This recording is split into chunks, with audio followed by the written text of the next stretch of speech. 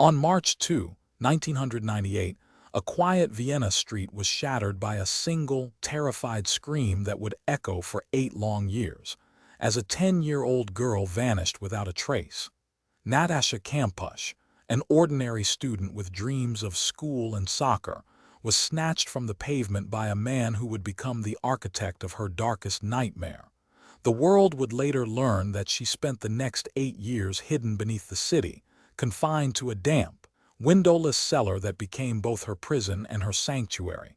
Natascha was born on February 17, 1988 in Vienna, the second of 3 children in a modest, middle-class family. Her parents, Wolfgang and Brigitta, raised their children with love and discipline, and Natascha was known for her bright smile and inquisitive nature. By 1998, she was attending school, looking forward to the simple pleasures of childhood, friendship, homework, and a soccer match after class. Yet, on that fateful afternoon after school, she walked alone toward the tram stop, unaware that a 42-year-old construction worker named Wolfgang Pricklappel was waiting in the shadows. Pricklappel, a man with a troubled past, had been living alone in a modest house in the leasing district of Vienna. He had previously attempted to murder a former girlfriend, an act that had landed him in prison for a brief period. After his release, he meticulously planned his next move, buying a house that concealed a small cellar beneath the stairwell, a space he would soon transform into a claustrophobic cage. On that March day, he seized Natascha, dragged her into his car and drove her to his home. There, he locked her inside the cellar, sealing her fate with a concrete slab and a rusted door that would become her only barrier to the world above. For 8 years, Natascha endured a life of isolation, deprivation, and psychological manipulation. Pricklappel allowed her minimal contact with the outside, an occasional newspaper, a thin slice of bread, and a small amount of water. He told her that the world beyond the cellar was dangerous, that she would be killed if she ever tried to escape. Yet within that grim confinement, Natascha's mind became a fortress.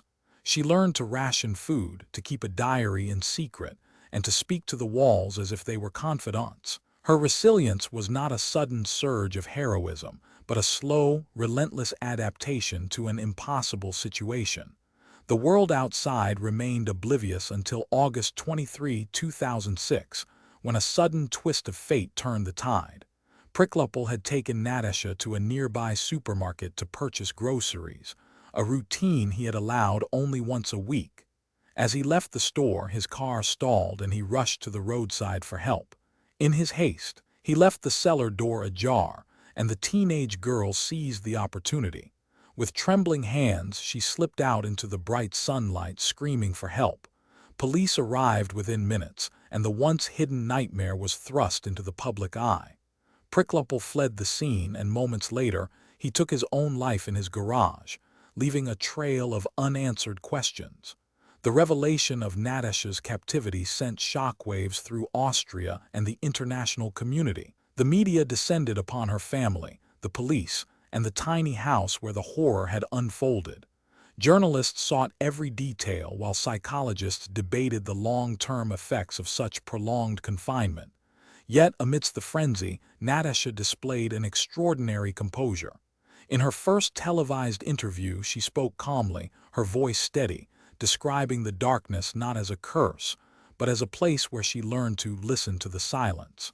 Her words resonated, reminding the world that even in the most dire circumstances, the human spirit can find a way to endure. The legal aftermath centered not on Pricklappel, who was dead, but on the broader questions of responsibility and systemic failure. Investigations examined whether the police had missed any warning signs. In 2006, a neighbor had reported hearing a child's cries, but the call was dismissed as a misunderstanding. Critics argued that the Austrian police's handling of the case reflected a troubling complacency toward missing person reports, especially involving children. The government responded by revising protocols, mandating quicker responses to similar alerts, and enhancing training for law enforcement officers. Natascha herself chose not to pursue a traditional criminal trial, as there was no perpetrator to prosecute.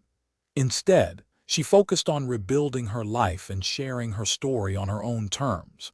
In 2010, she published a memoir, 3,000 Days, detailing the day-by-day experience of her captivity. The book became a bestseller, offering a rare, unfiltered glimpse into the mind of a survivor. It sparked debates about victim agency, the ethics of profiting from trauma, and the importance of survivor narratives in shaping public consciousness. The verdict in this context was not rendered in a courtroom but in the collective judgment of society. The Austrian public, once stunned into silence, began to scrutinize the gaps in child protection, the societal attitudes toward victims, and the mechanisms that allowed a man like Priklopil to operate undetected for years. New laws were enacted to improve the coordination between social services, schools, and law enforcement. Training programs for teachers were introduced, emphasizing the importance of recognizing subtle signs of abuse and neglect. In the years following her escape, Natascha sought anonymity, moving abroad and attempting to lead a normal life. She pursued higher education, studying psychology, perhaps as a way to understand the depths of her own experience. Subscribe to The Verdict for more stories like this.